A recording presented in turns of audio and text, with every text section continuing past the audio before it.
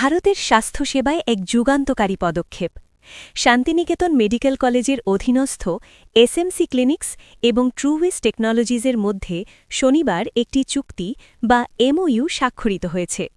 এর লক্ষ্য চাকরি ছেড়ে স্বাধীনভাবে নিজস্ব ডায়াগনস্টিক ক্লিনিক গড়তে চাওয়া রেডিওলজিস্টদের পূর্ণ সহযোগিতা প্রদান।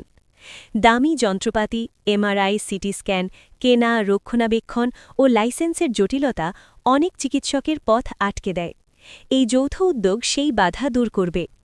আগামী ৫ বছরে দেশের বিভিন্ন প্রান্তে ৩০০টি নতুন ক্লিনিক স্থাপনের পরিকল্পনা রয়েছে, যা বছরে প্রায় ১০ লক্ষ রোগীকে উন্নত ডায়াগনস্টিক সেবা দেবে।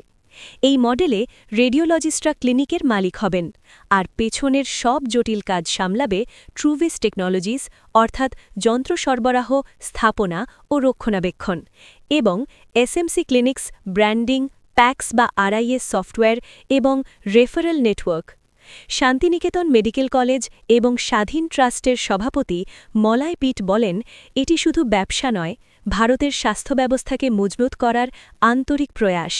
প্রযুক্তি ও দক্ষতার সমন্বয়ে রেডিওলজিস্টরা রোগী সেবায় মনোযোগ দিতে পারবেন। এই উদ্যোগ শহর মফস্বল উভয় স্তরে উন্নত সেবা পৌঁছে দেবে, কর্পোরেট চেইনের নির্ভরতা কমিয়ে রোগীকেন্দ্রিক গুণগত চিকিৎসার পথ প্রশস্ত করবে।